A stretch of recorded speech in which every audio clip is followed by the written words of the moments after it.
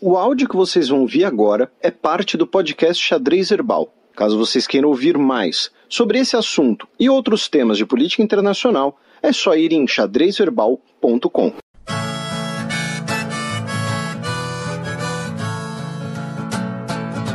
Coluna aberta. York City, summer sweat, and the boys are rolling a cigarette. Senegal e Mauritânia assinam acordo para encerrar disputa pesqueira. Isso, Senegal e Mauritânia, que são países que fazem fronteira, né? Consequentemente tem uma fronteira marítima. Ali no noroeste africano. Isso. E são dois países que durante muito tempo disputaram, né, essa questão dos direitos de pesca. E o Senegal, que para complicar ainda tem a Gâmbia encravada ali no meio do território, né? Isso. E para também complicar, né, um dos motivos dessa disputa é que, além da fronteira, você tem a presença de muita exploração estrangeira, né, da pesca nas costas da Mauritânia e do Senegal, que é muito rica para pesca. Tá? Algumas estimativas colocam que a economia da Mauritânia, entre 40% e 50% do PIB do país, gira em torno da indústria pesqueira. Tá, gente? Então é algo muito importante, até porque é importante, inclusive, para a subsistência da população, já que boa parte do território mais interior da Mauritânia é desértico. E tem um litoral generoso, assim. E no caso do Senegal, você tem ali a economia senegalesa tem se desenvolvido bastante nos últimos 20 anos, 25 anos. O Senegal que já está mais para o Sahel do que para o Saara, né?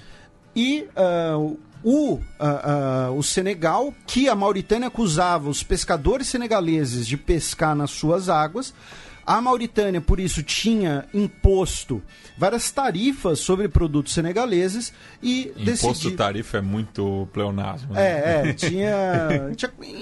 Enfim, você entendeu o que eu quis dizer. E aí deixaram de lado essas questões, chegaram num acordo sobre o uso das águas e também sobre o monitoramento conjunto dessas águas por navios pesqueiros de outros países, especialmente, segundo o governo da Mauritânia. Qual que é o gentílico da Mauritânia? Você que é... te peguei. Me pegou, não... especialmente por navios chineses, né? Então, esperemos aí que, né, tudo corra bem e que os pescadores senegaleses e mauritanos fiquem muito bem da vida. Né? Mauritânicos. Mauritânicos? Ou mauritaniano. Pode ser. Então... Eu colei. Então, vamos ver aí, né? Esperemos que dê tudo certo. E continuando então agora ali no continente africano. Ainda na região, né? A gente atravessa a fronteira ao leste, chega no Mali ou no Mali, né? Já ouvi as duas pronúncias. Eu chamo de Mali. Mali, enfim, já que tivemos aí mais um ataque terrorista na região. Né? Isso, tivemos um ataque na região de Ouagassogou, que é uma vila dos Fulani, a mesma vila que a gente citou no ano passado, em que 160 habitantes foram mortos por uma milícia da etnia Dogon. Dessa vez, os 40 mortos, 9 eram inclusive soldados do exército do Mali, tá? Foram atacados por cerca de 30 integrantes de uma milícia. O gado da vila foi roubado e plantações foram queimadas. E por que eu estou destacando isso? Não só para destacar a violência do ataque, mas porque você tirar o meio de sustento de uma população é uma característica de genocídio, inclusive, né? O genocídio não é apenas você matar em larga escala, mas é você matar, tirar um meio de subsistência, destruir o patrimônio cultural, proibir aquela identidade. Então, um grupo Dogon teria realizado esse ataque. E os Dogons, que são conhecidos pela música do Olodum, né, o povo das estrelas, porque eles têm essa ligação cosmológica, né? E o Mali é um dos berços culturais ali da África, né? Não da África como um todo, né? De culturas africanas, tem berço importante na região do Mali. Do Mali, nós vamos para Burkina Faso, também ali do lado. Ao sul do Mali, né? Daí, já em direção ao Sahel. Em que um grupo jihadista militante realizou um ataque contra uma igreja evangélica na cidade de Pansi, que fica ao norte, perto da fronteira com o Níger, tá? E deixou pelo menos 24 pessoas mortas. Foram todos os homens dessa igreja protestante. Tá? Separaram os homens das mulheres e todos os homens foram mortos, tá? E as mulheres ficaram feridas. Também tivemos 18 feridos. Tá? Nenhum grupo ainda tentou reivindicar o ataque. Lembrando que a gente já comentou aqui várias vezes, na região do Sahel, nós temos grupos ligados ao auto-intitulado Estado Islâmico e à Al-Qaeda. Tá? E o exército de Burkina Faso realizou depois uma patrulha em represália, tá? E esse próprio ataque, segundo a imprensa local, teria sido uma possível represália a um ataque no final do ano passado a uma mesquita, tá? E só esse ano foram 5 pastores em Burkina Faso que foram mortos, incluindo o pastor dessa igreja que a gente citou na cidade de Pansi. Tá? Aí de lá a gente cruza o continente africano de oeste a leste e vamos para a Etiópia, onde continuam as conversas sobre a grande barragem da Renascença Etíope, né? Ou a barragem etíope da Grande Renascença, né? Dá para encontrar as duas traduções. Que é a barragem que a gente fez um programa todo dedicado a ela como tema principal, o uso das águas, né, do Nilo. E lembrando, o Egito, né, protesta em relação a essa barragem etíope. A Etiópia está construindo uma grande usina hidrelétrica, tá? Foi o programa 126, de 2 anos atrás, para deixar claro.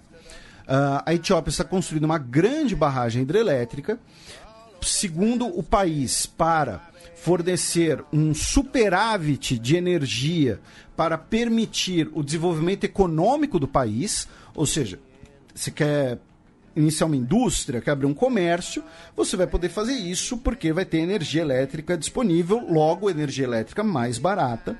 Então você vai lá e vai conseguir então, ter mais facilidade para o desenvolvimento econômico. O Egito protesta, dizendo que, olha, essa barragem da Etiópia, como ela é lá no Nilo Azul, né, que é um dos braços do Rio Nilo, vai deixar a gente aqui no Egito sem água. Né? É aquela ideia que a gente já mencionou algumas vezes. Eu vou recomendar novamente, ouça esse programa, pelo menos esse bloco sobre a Etiópia, porque ele não ficou datado. Que é quando você controla a nascente de um rio, né, os países que ficam no fluxo do rio podem ficar à sua mercê. Né? Era a reclamação que a Argentina fazia em relação à construção de Itaipu, por exemplo. E aí o Egito fala, olha, se a Etiópia fizer a barragem, eles vão encher o reservatório lá e não vai sobrar água para vir aqui para o Egito. A gente vai ficar sem agricultura, vai ficar sem pesca no Lago Nasser, vai ficar gerando menos energia elétrica, porque o Egito usa bastante energia hidrelétrica também, né? A barragem de Assuã e tudo mais. Então, o que é? Né? O Egito exige que chegue na foz do Rio Nilo pelo menos 40 bilhões de metros cúbicos de água dos 49 bilhões do Nilo Azul. A Etiópia diz que, olha, vocês vão receber 31, Os outros 18 a gente vai precisar para encher o reservatório da barragem. Porque lembrando, não basta construir a barragem. Você constrói e você tem que encher o lago da barragem para gerar pressão suficiente nas turbinas para gerar energia hidrelétrica. Tá? Se você olhar para Itaipu, a construção de Itaipu alagou uma área gigantesca para fazer o lago, o reservatório da usina. A Etiópia fala, olha, a gente garante aí 31, né? A gente precisa aqui ter uma garantia para que a gente vai conseguir encher o reservatório. E aí nós temos conversas entre os principais atores, no caso Egito, Etiópia e Sudão, porque o Sudão também está no fluxo do Nilo, mediadas pelos Estados Unidos, desde o ano passado. E aí tivemos mais uma rodada dessas conversas, que chegou ao fim essa semana, em Washington, no final de semana, na qual soltaram uma nota, né, dizendo que espera que a próxima rodada chegue a um acordo final, que as conversas estão indo tudo bem, e que tá todo mundo brother, todo mundo é amigo, Hakuna Matata, todo mundo vai se dar as mãos e tal. Mas não é bem assim, porque tem essa divergência. Os Estados Unidos propõem 37 bilhões de metros cúbicos de água, para ficar ali no meio termo. Só que tem duas questões envolvidas. A primeira é a reclamação etíope, né? A reclamação egípcia é a gente vai ficar sem água. Reclamação etíope é a gente vai construir uma usina e vai demorar para encher o reservatório. A gente não vai conseguir usar a usina por um tempão só porque o Egito está aí preocupado com a água, sendo que a água está passando aqui no nosso país também, a água também é nossa. E a segunda questão é o regime de chuvas. Por quê? Além de limitar uma quantidade de água, o Egito e a Etiópia também discordam sobre o total de acordo com os meses. Então, assim, vai ser 40 bilhões de metros cúbicos somando o ano inteiro? Ou você tem que garantir um mínimo por mês? Esse mínimo por mês, no mês que não é de chuvas, vai inviabilizar a barragem? No mês que é de chuvas, como é que fica? Né? Que seriam ali nos casos de julho e agosto, tá? Nos casos da região da Etiópia, né? Da região onde está a barragem, para ser mais exato. Então, essas conversas continuam. Tivemos mais uma rodada que, embora a nota, né, tenha sido ali muito, né, aquele tom amistoso, na verdade as conversas não foram para lugar nenhum, tá? O governo dos Estados Unidos também soltou uma nota sobre isso, tá? Dizendo, foi na última terça-feira, tá? Dizendo que hoje o presidente Donald Trump se encontrou com os ministros de Relações Exteriores e de Recursos Hídricos de Egito, Etiópia e Sudão para discutir o progresso nas conversas da barragem da Grande Renascença Etíope. O presidente reafirmou o apoio dos Estados Unidos para um acordo que seja baseado na cooperação sustentável e mutuamente benéfico entre os países envolvidos. O presidente Trump deseja que todos os países prosperem e expressou esperança que eles trabalhem juntos para que futuras gerações possam se beneficiar desses críticos recursos hídricos, né? Então, assim, novamente, a gente quer que tudo corra bem, bababá, bibibi, mas não chegou em muito lugar, tá?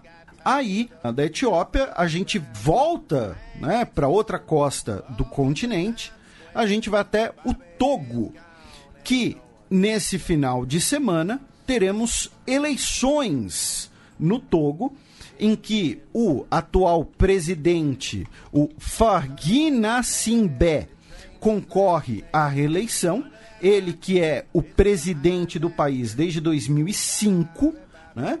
Ou seja, já está aí há 15 anos, né? E vai concorrer ao seu 4º mandato. E o seu principal opositor será o Jean-Pierre Fabré. A questão é que, primeiro, né, o governo do Gnassingbé, a gente falou do Togo uma vez, acho que uns 2 anos atrás, ele é um governo que tem se tornado cada vez mais autoritário. Inclusive, você hoje tem uma grande comunidade de togoleses em Gana, né, que é ali do lado. E aqui no Brasil também. Aqui no Brasil também. Chegam refugiados togoleses também. E Togo e Gana também, além de serem do lado, também foram colônias alemãs, ambos foram. Togoland, né? Isso. Que era a antiga costa dos escravos ali junto com o Benin e a Nigéria. Exatamente. Era a costa dos escravos, do marfim, do ouro... Do ouro e da pimenta. Que é a Libéria. É um governo intencionado cada vez mais autoritário, reprimindo oposições. Ele, né, teria ali um patrimônio bastante considerável derivado da concessão de exploração mineral no país. E aí eu achei uma coisa interessante. Que é um grande produtor de diamante também, né? E aí eu achei uma coisa interessante, que é, assim, embora eu e o Matias a gente tenha uma noção aí sobre o Togo e tal, a gente não vai dizer que a gente é profundo conhecedor da política togolesa. Mas eu achei uma carta, né, do arcebispo emérito da capital, né, Lomé, o Kossi Filipe Fanoko Kipodro, dizendo que os líderes da oposição e os grupos da sociedade civil deveriam boicotar as eleições agora de 22 de fevereiro, dizendo que o país não precisa de eleições porque elas não chegarão, né, não adiantarão. O país precisa de profundas reformas que só vão ocorrer com a sociedade unida e sem o atual governo. Tá? Dizendo que é necessário uma reorganização da Corte Constitucional, um sistema eleitoral confiável e uma comissão eleitoral independente, porque aí eu vou abrir aspas para o arcebispo. Tá? No caso do Togo, o catolicismo especificamente é a religião mais praticada no país, embora não seja a maior, é mais ou menos 1/3 do país. Tá? Aí junto você ainda tem ali uns 10% de protestantes. Né? Os próprios organismos que realizam e proclamam os resultados das eleições estão comprados e corrompidos. Nós estamos testemunhando uma injustiça organizada sistemática.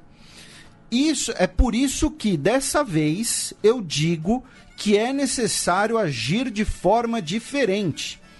Aí ele diz que a sociedade civil, a oposição, os togoleses no exterior, que sofrem e que amam a verdade, devem participar e financiar grupos que consigam mudar essa situação.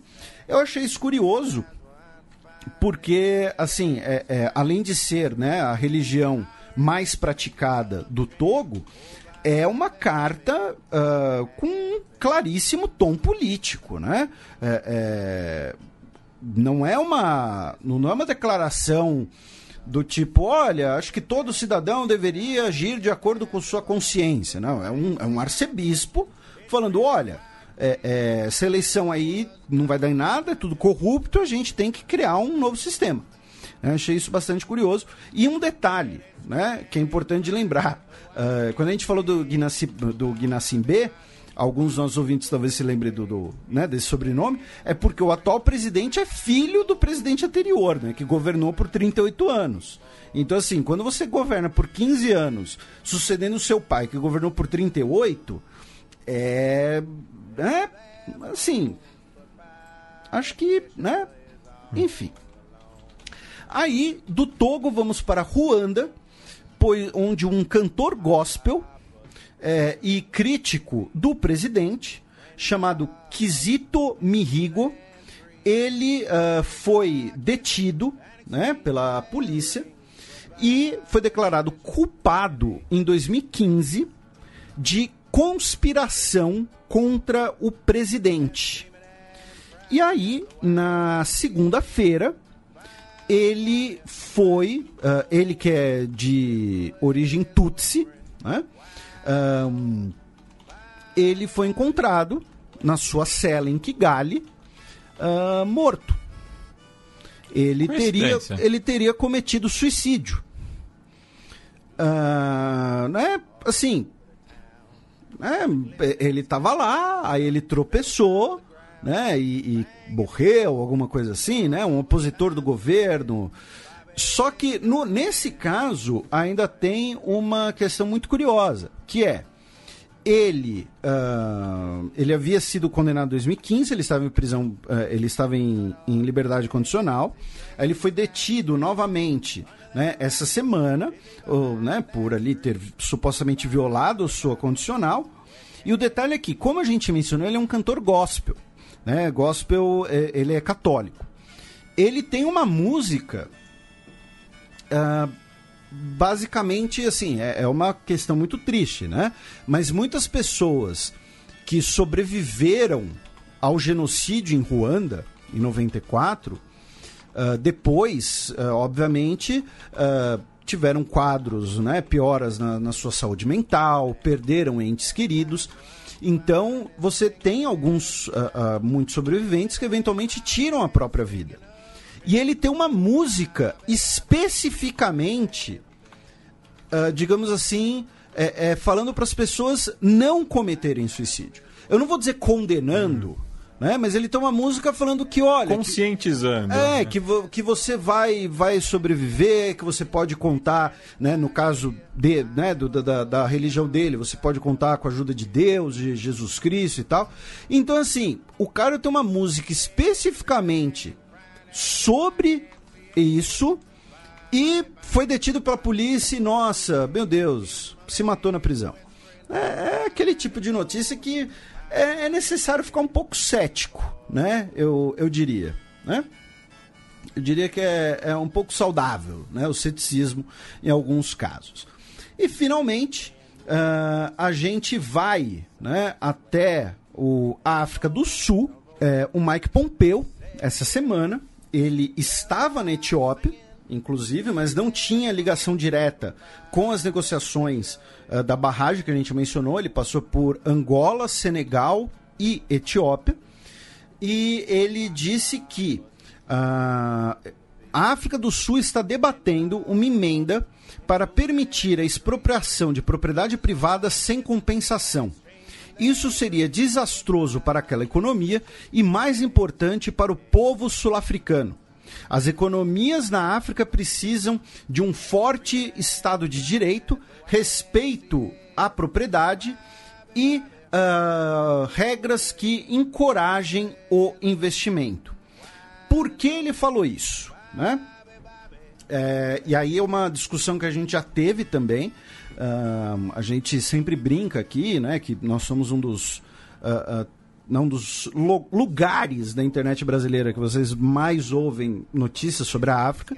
A gente falou bastante sobre a África do Sul nos programas 128 e 129, que o que acontece, né, na África do Sul, por conta do apartheid, por conta do governo, né, autoritário, da ditadura do apartheid, você tem um cenário que, no início do século XX, a maior parte das terras sul-africanas foram confiscadas pelo governo e reservadas à população branca, né? O primeiro Land Act de 1913 destinou 92% das terras sul-africanas aráveis para os brancos e 8% para os negros. Em 1936, nós tivemos uma nova lei, o Native Trust in Land Act, que aumentou essa proporção de terras para a população negra para 13,6%. Tá?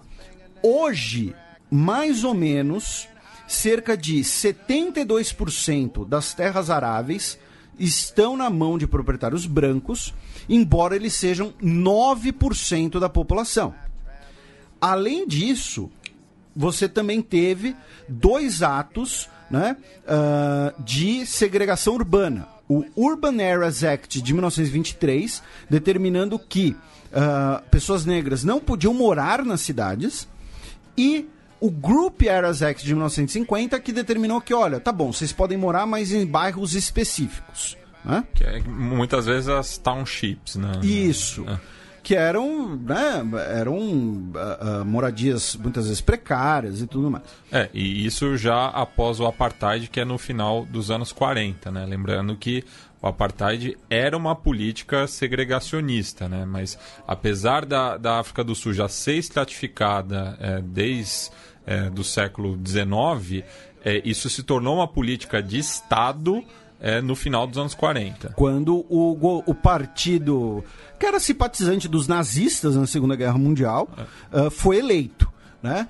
E aí depois, inclusive, a África do Sul declara a República, em 1960, para fugir, digamos assim, das regras inglesas. Porque os ingleses estavam falando, olha, peraí, vocês são um domínio da coroa. A Rainha Elizabeth é a rainha. Isso daqui vai contra o que seriam, entre aspas, a Constituição inglesa, embora você tenha ali um corpo constitucional, né? Você não tem uma Constituição propriamente dita, porque é common law.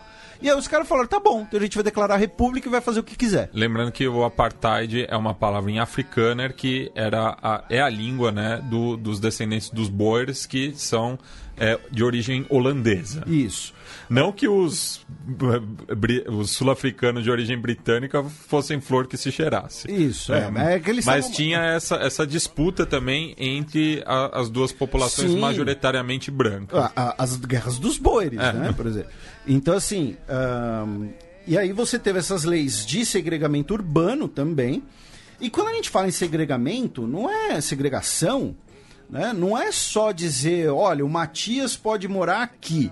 É muitas vezes dizer que, olha, Matias, você não pode morar onde você já mora. Então nós vamos te expulsar daqui. Tinham passes, assim. Você tinha, para você frequentar determinados lugares, você tinha que ter um documento te habilitando para tal, né? Porque, claro, a mão de obra tinha que circular, né? Isso. Mas se você não tivesse uma ocupação, você não poderia andar livremente. Isso. E, e mesmo os trabalhadores tinham restrições, evidentemente. Né? Só depois da República, pós 1960, cerca de 3,5 milhões de sul-africanos negros foram expulsos de suas casas. Tá? 3,5 milhões de pessoas, tá, gente? Então, o que acontece? E ainda tinham as comunidades rurais, que eram os bantustões, né? Que daí eles tinham certa autonomia, mas também não podiam sair da área demarcada. E aí, o que acontece? Desde a democratização sul-africana, no início da década de 1990, a pauta da reforma agrária ela é quase unânime. Basicamente, todos os partidos concordam na necessidade de uma reforma agrária. A grande questão, o grande debate é se essa reforma agrária ela deve ser feita com compensação ou não. E aí, disso surge um partido, que a gente já mencionou, né, em programas anteriores, quando a gente falou de eleições na África do Sul também, que são os Economic Freedom Fighters, que traduzindo, né, sem ser literal, seriam guerrilheiros econômicos, né? Combatentes da liberdade econômica, mas seriam guerrilheiros econômicos, que é uma dissidência do Congresso Nacional Africano, o partido do Mandela, que eles saem do partido... Uma dissidência à esquerda. Isso, né? Isso. E que eles dizem, olha, o Congresso Nacional Africano virou um partido mainstream, virou um partido que fez muita concessão, eles estão negociando com os brancos, a gente vai sair, a gente quer uma postura mais radical, e eles defendem essa política de reforma agrária sem compensação. E hoje eles têm mais de 10% na Assembleia Nacional. Dos 400 assentos, 44 estão com eles. É a terceira maior bancada. Já a dissidência à direita do Congresso Nacional Africano, o Inkatha Freedom Party, é a quarta. Isso. E você tem o Aliança Democrática, que era inicialmente o partido, entre aspas, né, da comunidade branca, mas que hoje já é um partido mais abrangente, que é um partido, digamos assim, se a gente fosse fazer uma comparação, uma analogia, seria a equivalência local do Partido Conservador Britânico. E que, lembrando, né, que o Partido Republicano se eu não me engano, que era o partido do apartheid, evidentemente não existe mais. Ah, sim. Né? Então, assim, não estou dizendo que esse é bom um complemento, porque assim, eu estou dizendo que a Aliança Democrática, ela é um partido justamente criado no espírito de uma África do Sul democrática, não é o partido do apartheid. Já no final do século passado, né? Ele foi criado em junho de 2000. Isso. E aí nós temos agora, né, a possibilidade de votar essa emenda constitucional que permitiria o confisco de terras de fazendeiros brancos sem compensação. A discussão é essa, se você vai ter uma compensação, uma indenização ou não por isso, tá? E nessa discussão o Mike Pompeo foi lá e deu a visão dele, a visão do governo, né, dizendo que seria desastroso, até porque, né, quando ele fala que seria desastroso para a economia, pode ser inclusive uma menção mais ou menos velada a uma eventual sanção econômica. Então vamos supor que você tem uma empresa que tenha capital nos Estados Unidos e que produza, explore terras aráveis na África do Sul, sei lá, não consigo pensar aqui num produto, mas enfim. E aí essa empresa tem a sua propriedade confiscada pelo governo sem compensação, e aí o governo dos Estados Unidos vai lá e pode colocar sanções. Então, é mais ou menos isso que o Mike Pompeo quis dizer, e esse é um debate que já dura 50 anos na África do Sul para mais, né? Desde as visões mais radicais até as visões ali mais conciliadoras, que dizem que, olha, tem que fazer a reforma agrária, mas com compensação e tudo mais, até as visões que dizem, olha, não tem que ter reforma agrária coisa nenhuma. Tem, inclusive, um movimento, salvo engano, eu acho que é do Aliança Democrática, inclusive, que defende o contrário, que em vez de você pagar o fazendeiro branco para tirar a terra dele, você tem que indenizar os negros que foram expulsos de suas terras, né? Então, a discussão, em resumo, é essa.